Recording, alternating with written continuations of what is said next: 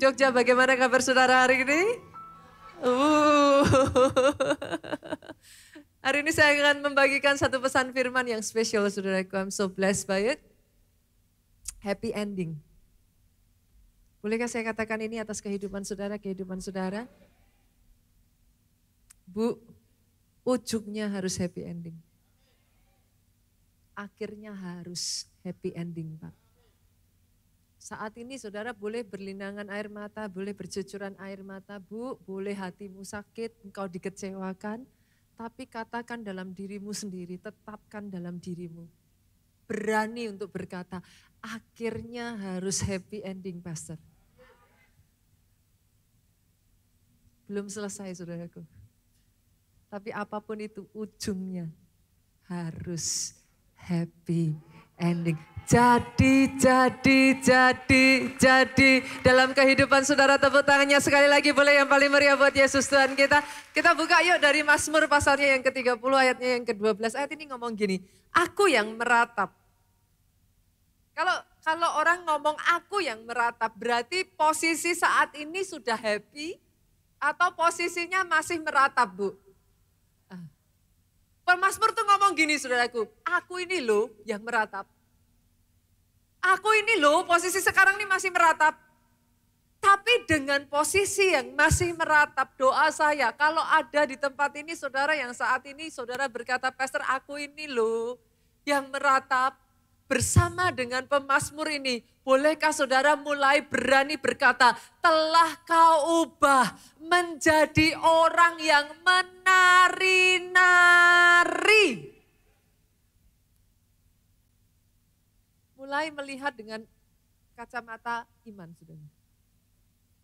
Mulai bayangkan posisi keadaanmu saat ini, aku ini loh yang masih meratap, Pastor. Tapi aku mau melihat keadaanku berbeda, aku mau melihat keadaanku dipakai Tuhan menari-nari. Bahkan ayat ini selanjutnya berkata seperti ini saudaraku. Kain kabungku telah kau buka. Kata telah kau buka itu put off. Put off itu gimana saudara? Diangkat, dilepas, dibuang. Saudara yang hari ini kain kabung itu sesuatu yang nutupin di atas saudara, betul? Ada sebagian dari saudara yang rasanya kayak berat. Kayak gloomy gitu. Tapi hari ini itu diangkat, dilepas, dibuang. Dan sebagai gantinya saudaraku, dia ikat pinggang saudara dengan sukacita. Saya sempat terpikir loh, maksudnya gimana ya kalau ikat dengan sukacita itu? Saya jadi kayak dapat picturing saudaraku. Kalau penari-menari ya, biasanya pakai apa saudara? Diikat apa tuh? Nah, supaya apa? Narinya cantik. Come on. Engkau yang meratap loh. Pinggangmu dihias. Selendangmu sukacita. Oh, sehingga kau bisa menari dengan lebih cantik. Selendangmu sukacita. Bahkan kalau saudara sebagian yang berkata, Pastor, ya ampun Pastor, badai silih berganti, enggak berhenti-berhenti, gelombangnya ada lagi. Mau sampai kapan Pastor? Saya mau perkatakan Mazmur 107 ayat 29 sampai 30 ini jadi atas hidupmu saudaraku. Engkau yang hari-hari ini ya kayak diterpa badai. Engkau yang hari-hari ini gelombangnya enggak ada endingnya saudara. Enggak berhenti-berhenti. Saya bacakan ayat ini. Dibuatnya besar. Dibuatnyalah badai itu diam. Badai atas hidupmu diam. Sehingga gelombang-gelombangnya tenang. Maksudnya gimana saudara? Oh, gimana ngomongnya ya saudara? Jangan sampai saudara hanya baca Alkitab cepet-cepetan sampai melewatkan permata-permata yang ada di dalamnya. Saya tuh ngerenungin ayat ini ya saudaraku, I'm amazed gitu. Saya sendiri kayak takjub. Dalam kehidupan kita saudaraku, once in a while saudara tuh ngadepin badai. Semua orang ngadepin kok. Masing-masing beda-beda, tapi yes, setiap kita ngadepin. Pernah ngerasain enggak saudaraku? Kadang ketika kita dihantam badai, kita kaget. Betul. Goncang Pak. Tapi seringkali yang bikin roboh itu bukan badainya. Tapi setelah badai, saudara kalau lihat setelah badai di lautan, itu gelombangnya naik terus. Silih berganti itu datang lagi, belum selesai datang lagi. Itu yang membuat hatimu gak kuat. Dalam hidup itu seringkali kayak gitu. Badai, yes kita kaget Pak. Jedar gitu kita rasa goncang. Tapi kalau hanya badai saja, masih bisa menteles kok Bu. Tapi yang nyebelin setelah itu, badai itu stir up gelombang saudara. Ada satu, diikuti berikutnya, enggak berhenti-berhenti, sampai seringkali hatinya ini loh, udah enggak kuat saudara. Di titik itu di dalam keluarga saudara berkata, enough pastor. Udah, saya sudah enggak bisa. Tapi hari ini boleh enggak saya katakan kepada saudara, bertahan sedikit lagi. Kencengin hatimu sedikit lagi. Tahukah saudara kenapa orang Kristen berdoa? Orang Kristen itu berdoa bukan kalau saat ada masalah. Too late Pak. Kalau ada masalah saudara baru berdoa, habis. Kekuatanmu itu enggak terbentuk. Tahu enggak setiap hari kenapa saudara berdoa dan dilatih telinga saudara untuk mendengar? Pada saat masalah terjadi ya, ketahanan staminamu udah dibentuk dari hari demi hari demi hari.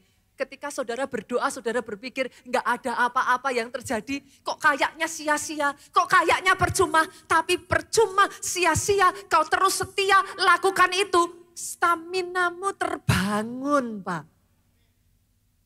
Begitu badai datang, gelombang enggak berhenti, oh menteles. Disitulah kekuatan seorang Kristen yang sejati dibuktikan saudara. Bukan di masa baik. Masa baik saudara kuat biasa. Masa baik saudara jatuh itu lebih parah saudaraku. Tapi justru kalau saudara tidak menyerah, lihat ayat ini ngomong apa? Dituntunnya mereka ke pelabuhan kesukaan mereka. Kalau hatimu tetap kokoh, Pastor, tapi rasanya enggak enak banget tuh, pateki. Oh, this is the way how you handle problem. Saudara ketika ngadepi masalah, dengar suara, ini itu apa, di sini itu bergejolak, kayak gelombang tuh saudara. Nah, gimana Pastor? Teteki. Teteki itu gimana? Besok kayak telan aja. Telan aja. Ya tapi enggak enak sekali tuh Pastor, telan terus. Kenyataannya memang begitu kok. Tapi lihat, kalau saudara terus bertahan, Alkitab berkata, tanganmu akan dituntun. Kamu akan masuk ke pelabuhan kesukaanmu. Saudara tahu arti kata pelabuhan kesukaan dalam bahasa Inggrisnya itu desired heaven. Heaven, pernah dengar safe heaven saudara? Heaven itu artinya tempat yang aman. Suaka, tempat perlindungan. Orang kalau sampai tenggelam saudaraku, jatuh dari kapal, kena badai jatuh, lihat pelabuhan. Ada pelabuhan, saudara ngerasa tarik nafas, aku aman. Itu yang dimaksudkan. Kalau engkau bertahan sedikit lagi, dituntunnya engkau ke desire heaven, ujungnya happy ending. Itu jadi atas kehidupan saudara.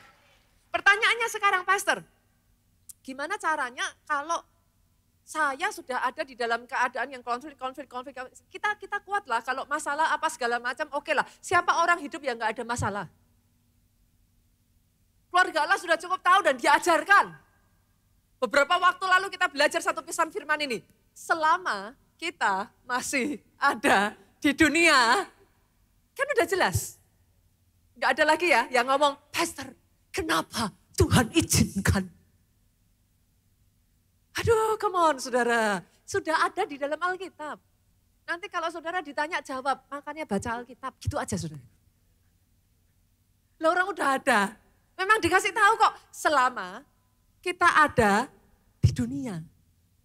Tanya aja, masih di dunia enggak? Nampak tanah enggak? Kalau masih di dunia, terima aja lah saudaraku. Dan memang sudah diomongin kok, selama masih ada di dunia, penderitaan, masalah, tribulation, kesukaran besar, itu sudah pasti jadi bagian kita. Tapi ini semua enggak berarti Pak, yang penting kan ujungnya happy ending. Masalah semua kita ngalami. Yang penting kan ujungnya tuh. Nah pertanyaannya sekarang gimana supaya dari semua konflik-konflik drama, ujungnya happy ending. Yang pertama saudara, langkah yang pertama gimana? Gak bisa tidak, gak ada cara lain, libatkan, undang Yesus dalam keluargamu. Ada Yesus, gak ada Yesus beda loh Pak. Ada Yesus, gak ada Yesus dalam pernikahanmu beda. Coba senggol kiri kanannya saudaraku, katakan, ada Yesus, gak ada Yesus, beda. Biar bangun saudara. Jam segini kan jam nyaman tuh saudara. Nunggu mau makan gitu kan saudaraku. Biar bangun. Sekali-kali kalau saudara datang sama teman saudara injak aja kakinya, ada Yesus atau enggak beda, nanti kaget saudaraku. Beda. Ada Yesus, tidak ada Yesus dalam pekerjaanmu, beda. Contohnya siapa pastor? Pernikahan di Kana? Kan? Itu dramanya sudah dimulai dari awal loh. Enggak di tengah, enggak di belakang loh. Pernikahan baru terjadi Pak, anggurnya habis, udah drama. Tapi bersyukurnya, kedua mempelai, undang Yesus. Saya tanya, halo, Yesus diundang enggak di keluarga saudara? Halo, yang sudah ke gereja, Yesus dilibatkan enggak dalam keluargamu? Diundang sama dilibatkan beda loh. Saat itu, kalau Maria ibu Yesus tidak meminta Yesus, Yesus diundang pun dia diem loh. Enggak terjadi apa-apa loh. Yesusnya ada di situ, but nothing happen. Pak, Yesusnya diundang, dilibatkan enggak? Banyak keluarga bertengkar, Yesusnya lupa dikemanain sudah.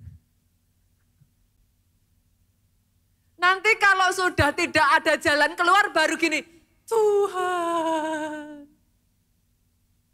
kenapa kan gitu? Lah Tuhan dari tadi ngeliatin saudara juga nunggu sudah. Anakku, kenapa? Aku di sini loh. Lah kamu dari tadi, kenapa? Undang dan libatkan Yesus. Anggurnya boleh habis. Tapi kalau Yesusnya ada, habis pun air bisa dirubah jadi anggur. Dalam hidup ini ya saudaraku, ada masalah-masalah yang only God can do. Kita tidak bisa nyelesain dengan kekuatan kita. Coba saudara renungin, Yusuf sama Maria itu, menurut saudara bisa selesai enggak? Buat saya ya saudaraku, jujur, kisah Yusuf Maria ya, itu sampai mulutnya Maria berbusa. Bu, loh saudara jangan bayangin, wah cerita Tuhan Yesus gitu kan.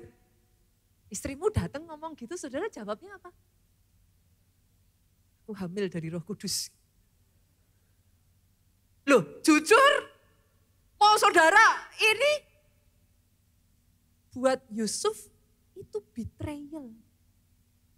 Itu pengkhianatan besar. Maria mau berbusa ngomong dari A sampai Z juga gak akan didengar. Tapi lihat saudaraku, keluarga yang dalam rumah tangganya mengundang dan melibatkan Yesus. Maria boleh nangis, dia udah gak bisa ngomong apa-apa. Kalau saudara jadi sisinya Maria saat itu, dia mau ngomong apa? Kalau bisa juga cawan ini lalu daripadaku kan gitu. Buat Maria siapa yang salah? Aku juga gak ngapa-ngapa. Tahu-tahu Gabriel datang kan gitu. Bukankah ada masalah-masalah dalam kehidupanmu yang bahkan orang terdekatmu pun gak bisa tahu loh. saudara enggak bisa cerita. Ada masalah-masalah yang bahkan orang yang paling saudara sayangi pun pengen nolong saudara tapi enggak bisa. Itu yang dirasakan Maria, saudara. Dia punya siapa? Satu-satunya yang dia punya adalah Yusuf. Mereka sudah terikat bersama. Tapi saudara bisa bayangkan gak, Maria, Yusuf tinggal jadi satu barengan. Tapi Maria tuh ngeliat wajahnya Yusuf aja itu sudah pandangan yang gitu, saudara. Pandangan curiga, saudara. Pada saat itu Yusuf hanya menerima Maria itu out of a good deed. Hatinya Yusuf tuh baik.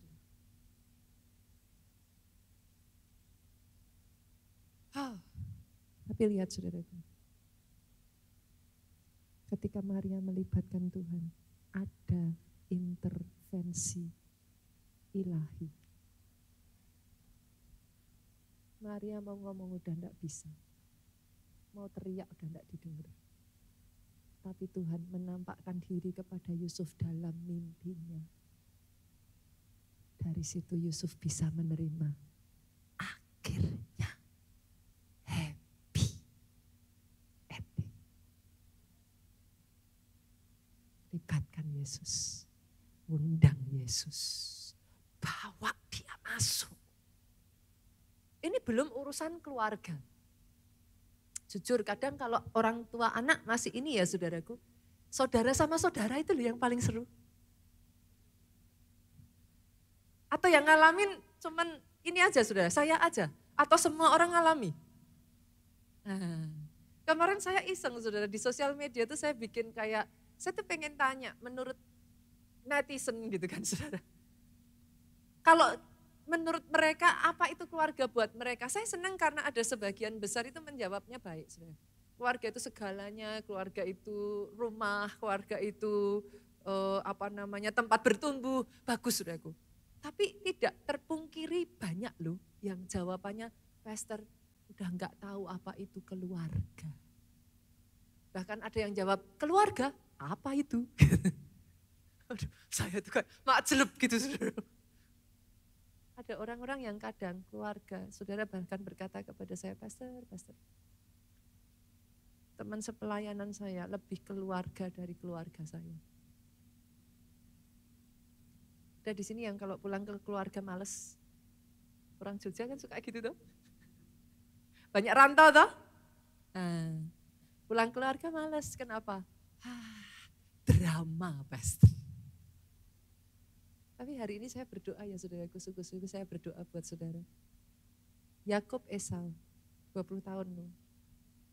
Kalau mau dibilang ya salahnya Yakub sendiri. Yakub itu memang perlu dicekik kok saudaraku. Coba saudara tempatkan dalam sepatunya Esau lah. Put yourself in Esau's shoes gitu.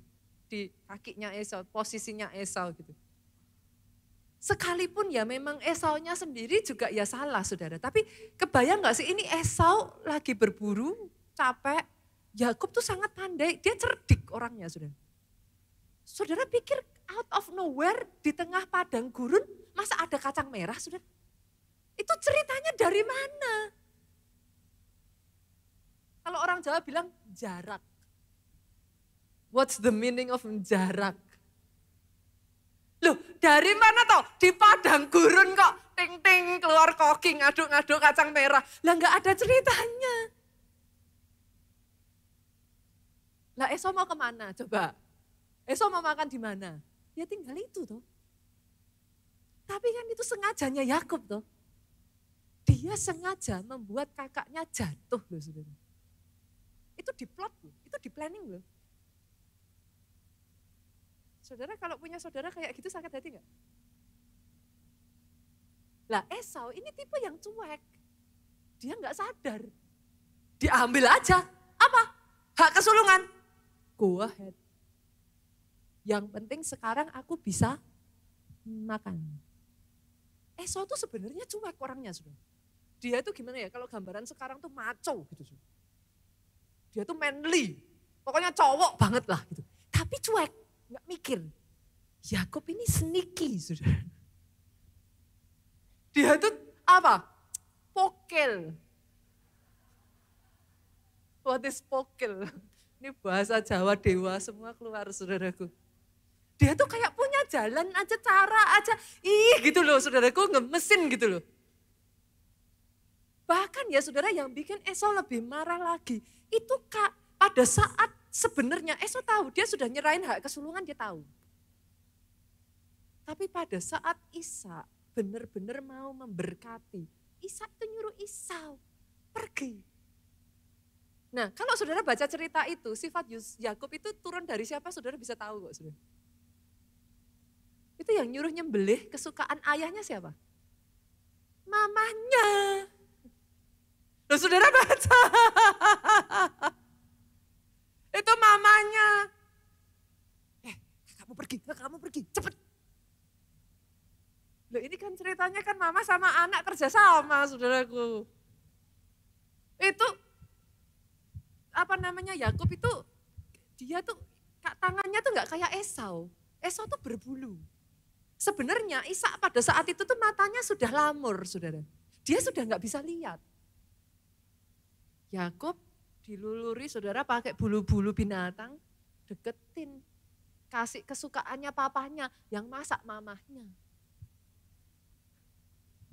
Nah ini kan sebenarnya kan itu, coba tempatkan diri saudara jadi Esau. Oke lah Esau itu salah. Oke Esau banyak kelemahan. Tapi kalau saudara jadi Esau, marah enggak? Oh, kalau saudara enggak marah, saudara malaikat. Saudara. 20 tahun loh saudara. Yakub lari. Sampai akhirnya dia disuruh Tuhan balik ke negara asalnya. Yakub enggak berani. Saudara tahu kenapa enggak berani? Yakub sadar dia salah. Tapi lihat ini saudara. Dari semua hal buruk yang dilakukan Yakub.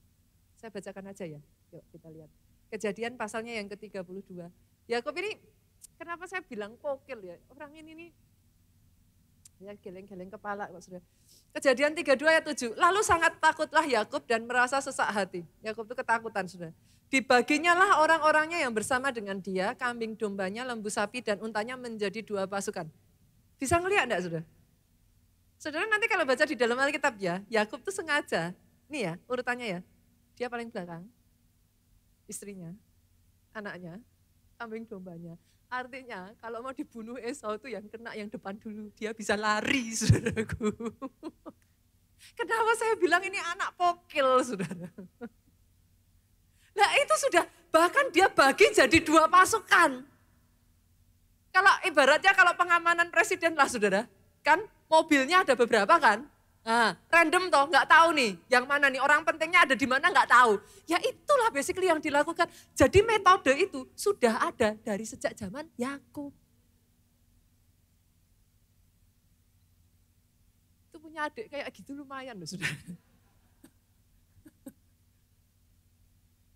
Tapi lihat saudara, dari semua hal salah yang pernah dilakukan oleh Yakub. Yes, Yakub salah. Yes, Yakub melakukan banyak akal, apalah istilahnya akal bulus lah kalau kita sekarang ngomong ya saudaraku. Tapi lihat ada satu hal benar yang Yakub lakukan. Ayatnya yang ke-11. Kejadian 32. Yakub doa saudara. Lepaskan kiranya aku dari tangan kakakku, dari tangan Esau sebab aku takut kepadanya. Jangan-jangan ia datang membunuh aku, juga ibu-ibu dengan anak-anaknya. Dia melakukan satu hal yang betul. Apa saudara? Dia ngundang Tuhan. Dia libatkan Tuhan. Dia ngomong, Tuhan tolong aku. Lepaskan aku dari tangan kakakku. Tuhan tolong aku. Cuman kadang Yakub itu nyebeli saudara. Ya tapi ya sama sih. Sukanya gitu tuh. Kalau engkau tolong aku Tuhan, aku akan memberikan persepuluhan dari apa yang aku punya. Aku akan mengakui, baca ayat yang sama. Ternyata dari dulu, sekarang, dan seterusnya masih terulang ya saudara. Ada yang sukanya doa sama Tuhan gitu. Kalau Tuhan tolong saya akan bersaksi. Saya akan ke gereja. Oh saya akan, apalah saudaraku. Jadi sama ya. Ternyata senggol kiri kanan, sesama biskota dilarang saling mendahului. Sama, saudara. Tapi setidaknya Yakub melibatkan Tuhan. Dan karena dia melibatkan Tuhan, lihat apa yang terjadi. Satu pasal setelah itu, pasal 33. Ayat keempat, saudara, kita lihat. Tetapi Esau berlari mendapatkan dia, didekapnya dia, dipeluk lehernya si Yakub ini, diciumnya dia, bertangis-tangisanlah mereka after 20 years. Ada hal-hal yang kita manusia ini gak bisa lakukan, Pak. Libatkan Yesus. Hanya orang Kristen itu udah dikasih, tapi sering kali undangan Tuhan ya, dalam hidup saya pun sama, saudaraku. Tuhan tuh sering kali ngomong, sini loh, duduklah di sebelah kananku, sampai ku buat musuhmu tunduk di hadapanmu. Itu undangan yang paling mulia loh saudara. Itu undangan yang, tapi banyaknya saudara masih kayak cacing kepanasan tuh. Gak mau tau disuruh Tuhan duduk. Di pantatnya ini kan ada cacingnya saudara. Nah seringnya kan gitu tuh. Padahal tahukah saudara, every morning ketika Tuhan itu undang saudara duduk di sebelah kanannya ya. Di situ Tuhan berikan strategi, hikmat, jalan keluar. Dia tatakan jalanmu di sana. Satu demi satu ada intervensi ilahi. Saya berdoa ya hari ini ada orang-orang di tempat ini yang sungguh-sungguh melibatkan, mengundang Yesusnya masuk dan bekerja atas kehidupannya. Tepuk tangannya boleh lebih meriah lagi, lebih dahsyat lagi buat Yesus Tuhan kita. Yang kedua, Pastor, apa Pastor? Saya harus apa? Selain mengundang, melibatkan Yesus. Yang kedua, bayar harga, Pak. Kita tuh kenal istilah ini, saudara. Ada harga, ada sama-sama Bu, kira-kira lo ya, beli kain harga 5.000 sama beli kain harga 50.000 beda enggak? Oke. Dalam pernikahan dan keluarga juga sama. Saya tanya dulu Bapak Ibu, di sini yang sudah menikah boleh lambaikan tangan saudara. Oke, turunkan tangan saudara. Pada saat pesta pernikahan, saudara berani bayar harga enggak?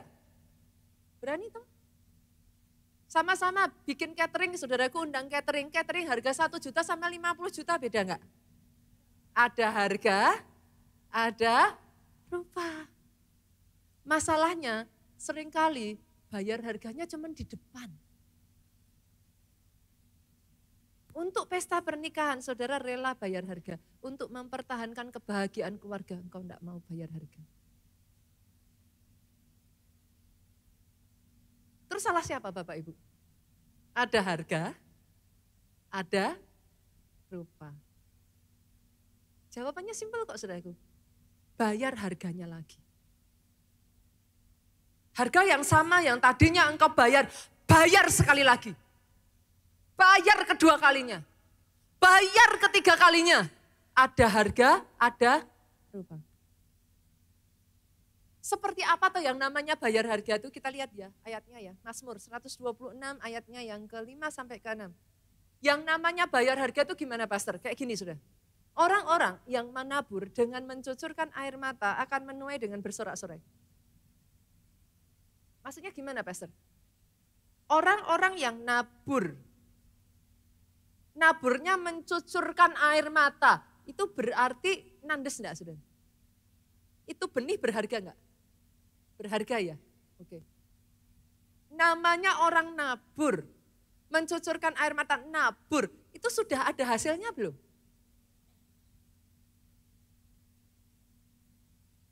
Istri-istri jangan bilang ya, Pastor, saya sudah, tidak ada hasilnya, ya ini sudah.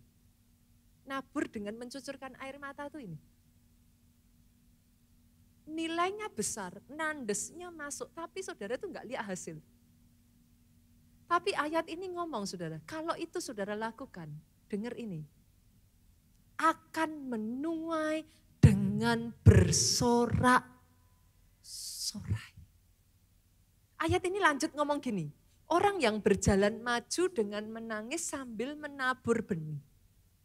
Kalau berjalannya sambil nangis, berarti benihnya itu mahal enggak saudara? Kena enggak di hati itu? Masuk ya? Nah, kalau ini yang saudara lakukan, bayar hargamu sampai kayak gini nih.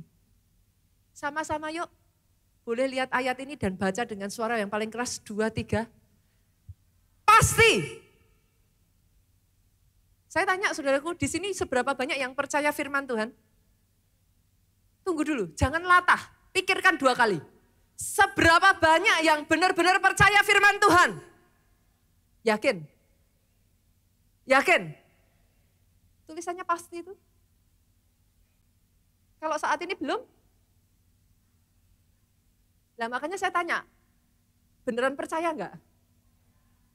Lah tapi belum lihat hasilnya tuh. Yang di depan mata nyebelin tuh. Nyakitin hati tuh. Yuk dibaca yuk. Dengan suara keras 2, 3. Pasti pulang dengan bersorak-sorai sambil membawa berkas-berkasnya. Oh jadi kali ini bukan cuma nabur. Saudara bawa berkasnya. Apa itu artinya? Sudah ada hasilnya. Pasti. Pasti. Karena banyak orang Kristen baca Alkitab terus habis itu gini, kayaknya muluk-muluk pastor. Masa pasti? Pasti itu.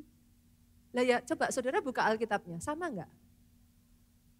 Bilang sama karena enggak dibuka. Lah enggak bawa? Pasti kok. Kalau toh saat ini kau belum melihat, kalau toh saat ini yang kau hadapi sebaliknya, berani memperkatakan pasti, aku pasti, aku pasti. Pertanyaannya yang ditabur apa Bapak Ibu? Yang pertama ya Bapak Ibu, tabur benih kasih dalam keluarga. Nah, jangan amin dulu saudara. Aminnya nilainya berat soalnya. Tabur benih kasih itu gini saudara, tadi kan kita sudah sepakat ya, naburnya kan sampai nandes tuh. Sampai nangis kan tadi, artinya kan itu sesuatu yang berharga. Itu sesuatu yang kayak masuk di hati gitu kan. Nah, berarti kalau saudara nabur seperti itu sama orang yang baik sama saudara, saudara juga baik, itu nandes enggak? Biasa. Iya kan? Lah orang baik, saudara baik, ya sepantasnya. Yang namanya nandes. Mikir 2 kali enggak aminnya tadi saudara? Yang namanya nandes itu orang enggak layak terima kebaikanmu. Itu orang ngelakuin yang enggak baik sama saudara. Yang namanya bayar harga dan nandes sampai bercucuran air mata, artinya ya saudara, saudara itu disakiti. Kalau suamimu baik, suamimu sayang, saudara baik, itu gampang, itu enggak bayar harga. Yang mengerti katakan amin. Suaminya tiap pulang rumah meluin istrinya, baik, enggak pelit. Saudara bisa bilang, saya bayar harga pastor. Enggak bisa, enggak valid saudara. Tapi kalau suamimu kaku, enggak romantis, suamimu ngerepotin, malah memberatkan, bukannya jadi tiang keluarga, saudara yang jadi tulang punggung, suamimu sudah gitu masih tidak setia, baru layak disebut,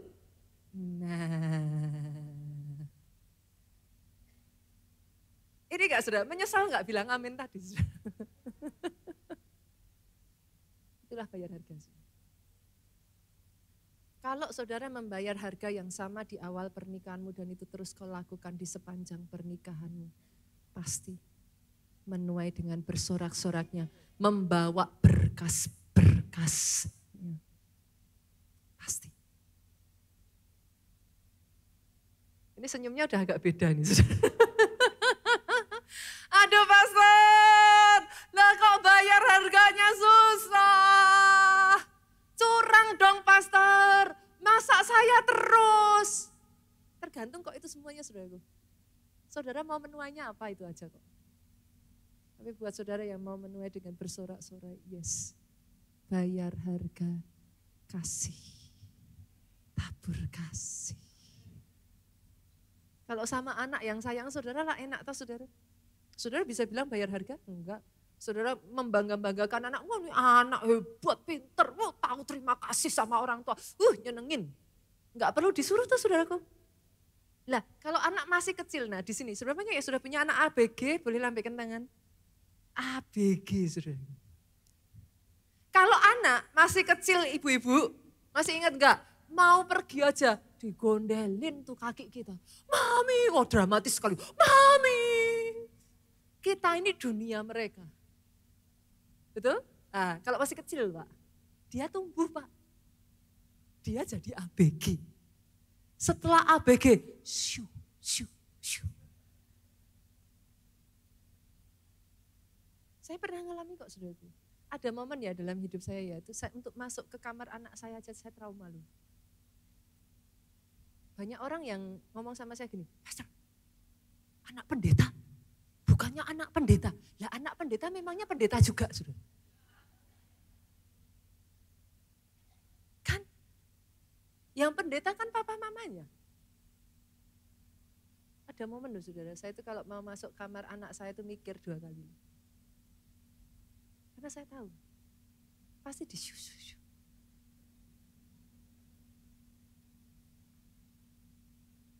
Cukup sopannya ngomongnya gini sudah. Mami, are you still long? Itu bentuk sopannya saudara. Mami masih lama enggak di sini? Nah, kadang sakit tuh saudara. Saudara berjuang mati-matian, habis-habisan ngelakuin semuanya ya. It feels like nothing. Usia seperti itu kadangkala ya can be challenging saudara. Saya pendeta loh saudaraku, saya tahu ayat Alkitab saudara. Saya sudah coba segala macam dari apa, nungging, jengking, berdiri, apa, bantal diurapi, apalah saudara sebutkan semuanya. Garam didoakan, apalah terserahlah. Saudara, apa saudara sebutlah. Nothing happen tuh saudara. Ada satu momen ya, saya tuh hampir gak kuat saya menyerah. Tapi saya bersyukur di titik itulah saya tuh berseru sama Tuhan. I've done everything I know. Saudara tahu Tuhan ngajarin saya apa? Sampai sekarang saya tuh tanya ke anak-anak saya, tanya ke suami saya. Saya adalah orang yang sangat percaya hukum tabur Tuhan. Buat saudara yang hanya menganggap hukum tabur Tuhan itu hanya urusan uang ya saudara, sorry lah. Orang Kristen tidak secetek itu. Ketika saya menangis di hadapan Tuhan untuk anak saya itu ya saudaraku, Tuhan ajarkan saya hukum tabur Tuhan. Di titik di mana saya nangis, saya berseru, Tuhan ngomong gini sama saya, Nita, sepasti matahari akan selalu terbit di pagi hari. Sepasti malam hari akan ada bintang dan bulan. Sepasti itulah orang menabur pasti menuai. Saya nggak tahu dengan saudara, tapi buat saya ya saudaraku, hukum tabur Tuhan itu saya hidupi. Oh buat saya ya, saya sudah tidak menganggap itu pakai iman itu sudah come naturally to me. I believe it just so much. Saat itu ya saudaraku, saya diajarkan kepada Tuhan, tabur terus ke anak saya sekalipun yang saya tuai adalah menyakitkan. Ketika saya nabur itu saya katakan dalam hati saya, orang menabur pasti menuai, itu hukumnya Tuhan. Tapi saya enggak lihat apa-apa. Saya nabur bercucuran air mata, saya enggak lihat apa-apa. Di depan saya, anak saya masih sama. Gak ada perubahan. Sebagian orang-orang dekat saya mulai ngomong sama saya, is it okay, is it okay? Perlu gak dibawa ke psikiater? Perlu gak ini, itu, dan lain sebagainya? Is it okay? Oh saya gak bisa apa-apa. Saudara. Saya hanya mempercayai dalam hati saya memutuskan untuk tetap mengasihi anak saya. Saya memutuskan untuk melakukan hal yang baik dalam hidupnya. Saya memutuskan untuk tetap ada bersama dengan dia. No matter what. Tapi percayakah saudara, tiba-tiba ya saudaraku, out of nowhere. Di titik di mana saya itu sudah tidak berpikir mengenai hal itu. Satu demi satu, anak ini berubah. Yang tadinya saya peluk gini tuh gini. Beneran loh, itu serius nih. Masih oke kalau di rumah ya saudara, jalan di mall saudara. Saya gini tuh dia gini. Kalau saya lanjutkan lagi, dia akan lari ke depan meninggalkan saya saudara. Saya jalan di belakang. Oh itu di sini ya saudaraku. Rasanya ya. Suddenly everything changed. Saya kaget.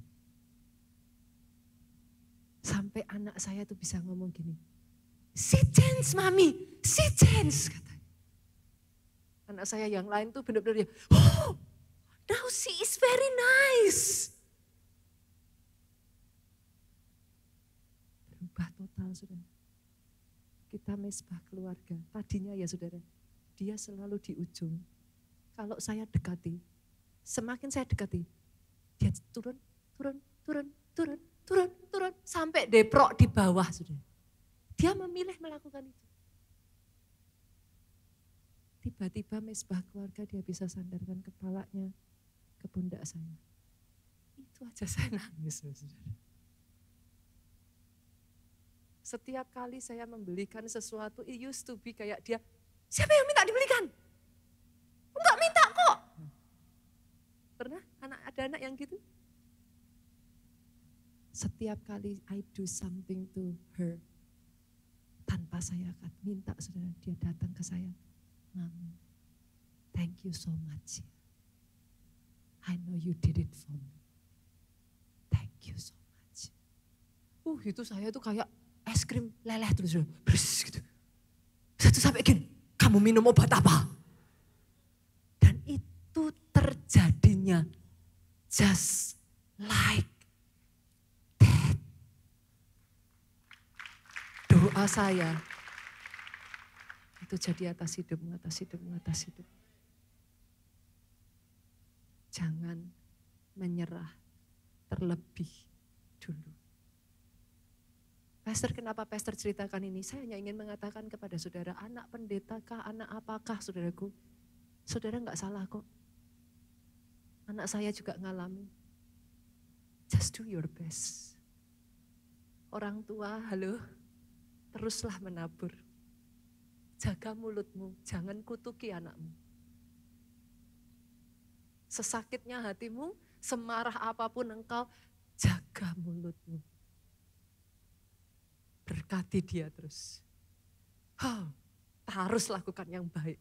Tabur terus dalam hidupnya. Itu yang Yesus lakukan. Dia berikan teladan itu buat saudara dan saya.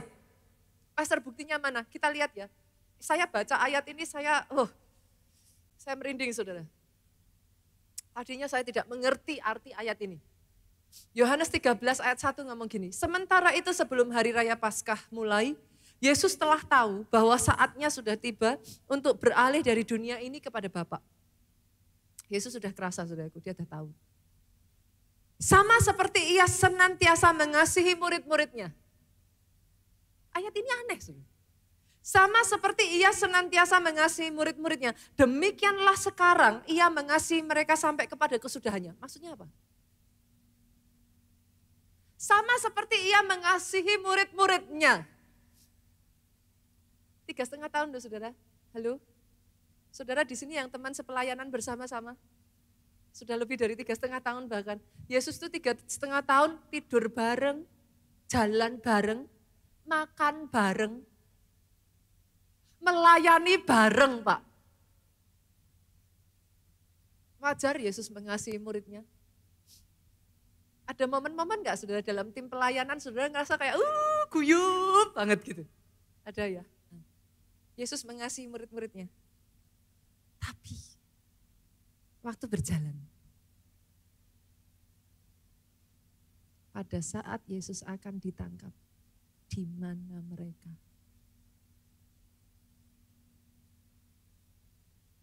Semua lari loh Pak. By the way, Yudas, siapa Yudas? Siapa Yudas? Murid Yesus? Bukan hanya murid Yesus. Yudas itu murid Yesus yang dipercayakan sebagai bendahara. Artinya apa Pak? Nah, orang yang saudara taruh di posisi keuangan, saudara harus bisa percaya. Yudas ini murid kepercayaan deh saudara. Tapi sekaligus yang menjual Yesus. Tempatkan diri saudara di posisi Yesus, sakit enggak itu? 3,5 tahun loh Pak, barengan Pak. Orang sendiri yang nusuk dari belakang, itu kayak apa rasanya? Orang yang tahu apa adanya saudara, orang yang saudara membuka diri memang kepada mereka. Itu kayak apa rasanya?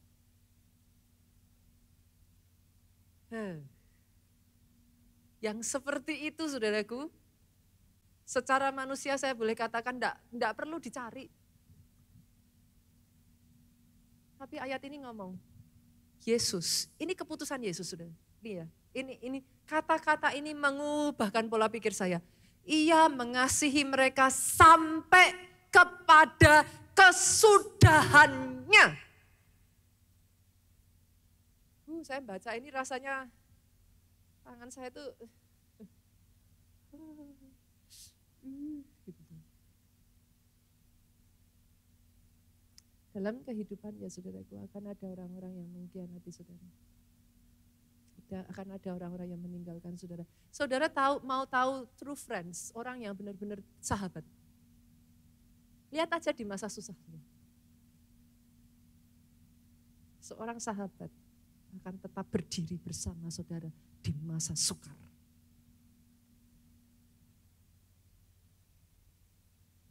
Mau kasih alasan apapun terserah. Tapi seorang sahabat berdiri bersama saudara di titik terendahmu. Bukan menjelek-jelekkan saudara di titik terendahmu. Bukan menghancurkan saudara di titik terendahmu. Bukan meninggalkan saudara di titik terendahmu. Yesus mengambil satu keputusan dalam dirinya, akan tetap mengasihi mereka sampai pada kesudahan. Dan itu dia lakukan, saudara. Dia mengasihi saudara dan saya sampai pada kesudahannya. Tabur yuk. Tabur ya. Yang kedua, tabur apa Bapak Ibu? Tabur benih, mengalah. Mengalah enggak berarti kalah kok. Abraham itu, kita lihat aja ayatnya, Kejadian yuk kita buka. Pasalnya yang ke-13 ayat 8. Berkatalah Abraham kepada Lot, janganlah kiranya ada perkelahian antara aku dan engkau, antara gembalaku dan gembalamu, sebab kita ini kerabat. Para pelayan Tuhan, halo, senggol kiri kanannya, sebab kita ini kerabat. Sebab kita ini kerabat ya. Sama-sama ya jemaat Tuhan, halo. Oke, sama-sama ke gereja. Boleh enggak sih saudara nyapa? Kan saudara ya tahu wajah-wajah kalau orang mau ke gereja tuh saudaraku. Ini tadi pagi saya sampaikan ke tim yang pagi jam 9. Jam 9 memangnya kalau naik lift itu mau kemana? Mal belum buka kok saudara. Saya sampaikan tadi, yuk sesama keluarga Allah saling mengenal yuk. Itu sebabnya besok hari Rabu kita mau berangkat sama-sama. Sekitar 600 orang akan pergi bersama-sama mengikuti gathering saudaraku. Pelayan Tuhan nanti kesempatan di situ saling kenal ya. Jangan ngumpul sama timnya terus. Nanti semuanya ngumpul. Pokoknya saya sama yang ini aja. Jangan. Kesempatan saling kenal. Mana tahu yang masih single ketemu jodoh. Katanya sudah, yes. 600 orang itu berapa bis ya? 10 bis lebih kali ya? Lebih ya, 10 bis ya. Itu seru saudara nantinya. Pelayan keluarga Allah, kita sama-sama ya. Bersukacita, kita bangun kesatuan, kita tabur kasih, ngalah. Senggol kiri kanan, ngalah. Sesama jemaat nanti mau pulang. Nah ini, di sini saya lihat saudara. Praktek firman itu kan bukan saat saudara duduk. Nanti mau keluarnya ngalah enggak coba saudara? Gak bisa, saya dulu. Ngalah, selisih juga cuma 5 menit. Mau apa sih kecuali saudara buru-buru ke kamar mandi ya, monggo saudaraku. Tapi kan selisih paling berapa? 5 menit, 15 menit, ya kan? Sama-sama saudaraku, daripada berebut keluar, tunggu, terima doa berkat dulu. Doa dulu, ucap syukur sama Tuhan. Nanti saudara keluar udah kosong kok. Kan enak saudara, berkatnya double, pulang sudah kosong. Ngalah. Apa yang dilakukan Abraham? Coba lihat saudara. Abraham melakukan apa? Baiklah pisahkan dirimu daripadaku, jika engkau ke kiri, aku ke kanan. Engkau ke kanan, aku ke kiri. Saya tanya, lebih tua Abraham atau Lot? Harusnya yang lebih duluan didulukan siapa? Yang tua kan saudaraku. Nah, tapi Abraham ngalah tuh. Dan sebagai gantinya, Abraham justru dapat berkat besar. Lot binasa karena memilih Sodom dan Gomora. Ngalah. Ngalah bukan untuk kalah. Kalah secara ininya kalah saudara. Ngalah untuk keluarganya yang menang. Yang ketiga saudara, bayar harga apa? Bayar harga untuk menabur pengampunan. Ada satu ayat, pemain musik boleh maju ke depan. Ada satu ayat yang menyenangkan sekali, Matius 18, 21, 22. Ini ayat ya saudaraku. Saya tuh baca ayat ini tuh saya berpikirnya gini. Petrus tuh ngapain sih? Tanya-tanya sama Tuhan Yesus gitu saudaraku. Gara-gara Petrus tanya, dijawab sama Tuhan Yesus, Tuhan berapa kali aku harus mengampuni saudaraku jika ia berbuat dosa terhadap aku? Satu ngerenungin ini, kalau bisa di-rewind sebenarnya. Petrus jangan tanya sama Tuhan Yesus. Dijawab sama Tuhan Yesus, saudara kan ditanya, dijawab. Petrus ngomongnya juga berani sekali dia. Sampai 7 kali? Buat Petrus 7 kali udah banyak. Sampai 7 kali dijawab sama Yesus. Bukan. Aku berkata kepadamu bukan sampai 7 kali. Melainkan sampai 70 kali 7 kali. Jadilah ini sekarang sampai ke kita Bapak Ibu. Ada permasalahan dalam keluarga itu yang hanya bisa terselesaikan dengan pengampunan Bapak Ibu. Pernah nggak ngalami suami istri yang sudah menikah lebih dari 5 tahun lah ya. Kadang mau diselesaikan tambah parah tuh. Ya hanya bisa diterima aja, diampuni aja. Setelah itu diterima apa adanya. Saudara mau ngerubah juga gak bisa. Tapi bukankah karena itu pernikahan saudara jadi solid? Kalau jelek-jeleknya aja saudara sudah terima, mau takut apa lagi saudara? Kan justru setelah itu yang ada indah-indahnya tuh. Nah, pengampunan Bapak Ibu. Sebelumnya dari saudara di tempat ini yuk, endingnya harus happy ending. Sekali lagi tepuk tangan yang paling meriah, bangkit berdiri jemaat Tuhan. Ini keluargaku Tuhan. Berkati dan lindungi semua. Jagaiku dan seisi rumahku. Pakai hidup kami ini Tuhan, sampai akhir hidupku Tuhan. Oh kami mau setia Tuhan, mau setia melayanimu. Kami bahagia Tuhan, ku bahagia jadi keluarga Allah. Yang datang dengan keluargamu boleh gandeng tangannya. Yang datang dengan suami istri peluk istrimu Pak. Saya sering ngomong ini saudaraku, kadang kalau orang itu lucu ya, kalau belum menikah tangannya ngerambat-ngerambat gitu kan. Tapi kalau sudah menikah dipeluk aja, kan? Saudara mau pasangan saudara jatuh cinta lagi? Lakukan lagi hal yang sama yang dulu kau lakukan pada saat pacaran. Nah, sekarang dia gak pernah ngasih bunga, gak pernah nyanyiin, gak pernah jemput. Kalau dulu kan gak diminta aja, saya jemput. Udah, gak usah ngerepoti, jangan diantar sampai rumah. Di depan jalan aja, gak mau. Udah diantarin di depan rumah masih gini. Kalau mau pisah ya saudaraku, dadah.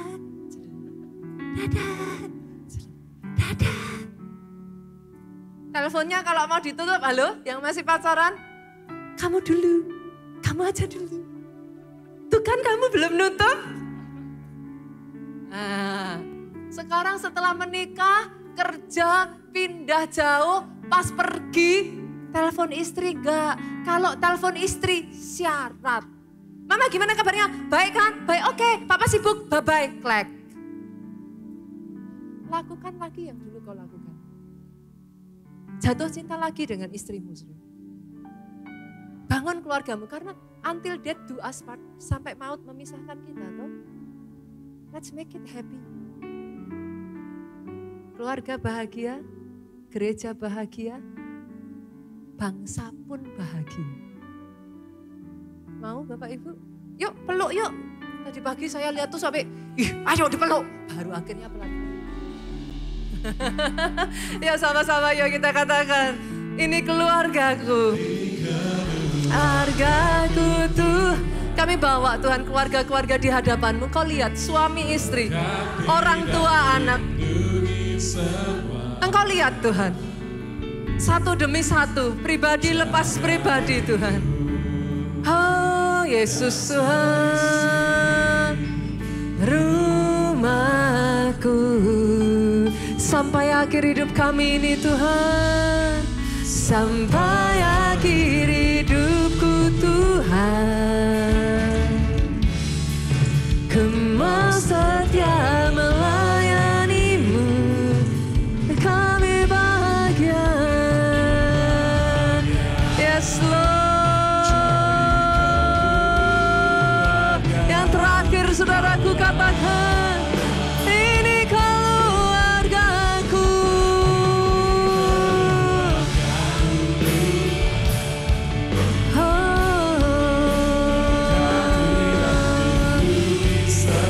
Jagai kami Tuhan, jagaiku dan seisi rumahku. Angkat tanganmu, katakan kepada Tuhanmu, sampai akhir hidupku Tuhan, aku istriku dan anak-anakku, kami mau setia melayani Engkau. Ku bahagia jadi keluarga Allah. Ku bahagia jadi keluarga Allah.